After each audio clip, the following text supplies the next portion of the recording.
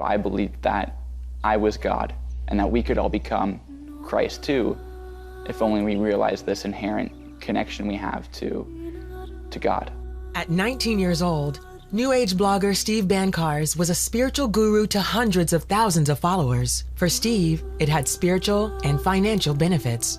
I was getting 200,000 to 300,000 views on it a day, and the income to me was an affirmation from God. I believe God was rewarding me with helping wake people up into a higher state of consciousness. It gave me a sense of power, a sense of purpose, and a sense of meaning and value, perhaps. Steve grew up in a Christian home, but as a teenager, developed a fascination for aliens, the paranormal, and psychic phenomenon. That led him to question his parents' Christian beliefs and eventually led to a full-blown obsession with New Age theology. The first thing that really got me doubting the biblical worldview was ufology. All of these UFO sightings, evidence from the ancient world that we might have been visited, and there was enough evidence to make me consider that maybe the universe is filled with intelligent biological life that was perhaps naturally evolved. If you piece together the alleged evidence for reincarnation and the alleged evidence for ancient astronaut theory, you get New Age theology. Jesus remained part of Steve's worldview. I didn't really reject him, but I didn't accept him for who he truly was. I created an idol out of Jesus to suit my own preferences, to suit myself, and to suit my sin. This Jesus was politically correct.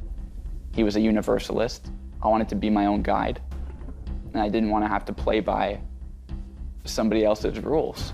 As Steve began blogging about New Age practices and supernatural phenomena, he came to enjoy his prominence and the money and vices that came with it. But it was never enough. I was a lust addict for 10 years or so. I was a really broken person. I didn't realize how broken that I truly was, but I was depraved. I was miserable. I had depression and anxiety that I was suppressing. I had all of this quote-unquote spiritual knowledge, all of this information, and it wasn't bearing any real fruit in my life. I felt like something was missing.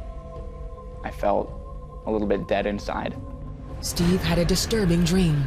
When I opened my eyes, I was hovering 4 feet over my bed and realized that I was out of my body, and I started having a panic attack, and a being appeared in front of me, and this being had red skin with black markings on his face. It just scared me because I realized that I wasn't in control, that this stuff is more powerful than I was, that these forces were real, and that they didn't care for my well-being.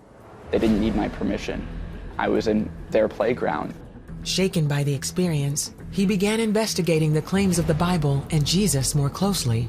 I would sleep with the Bible under my pillow because I knew there was something there that was authoritative, that was true, and that was secure, and that had power over anything that I was scared of.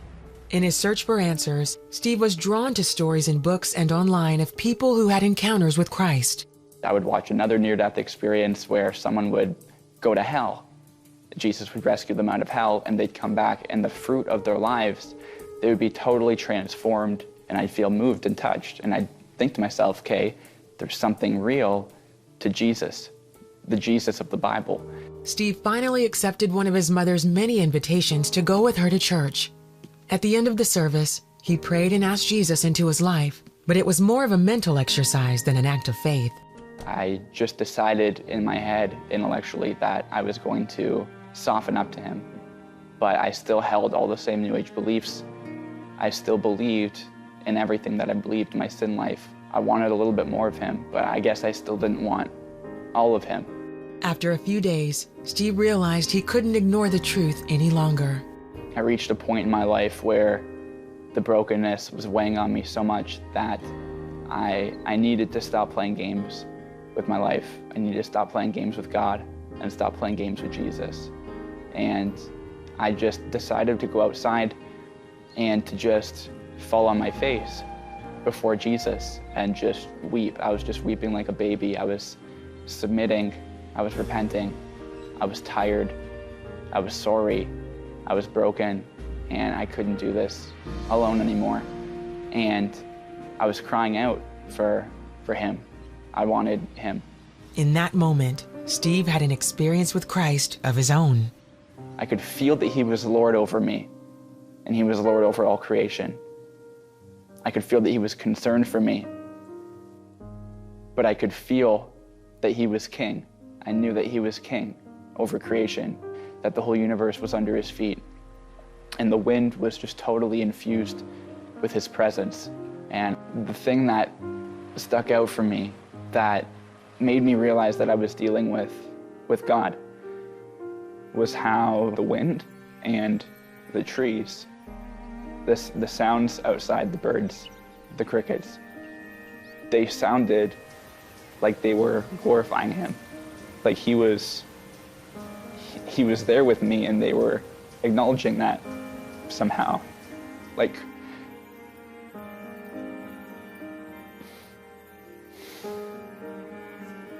creation recognized him.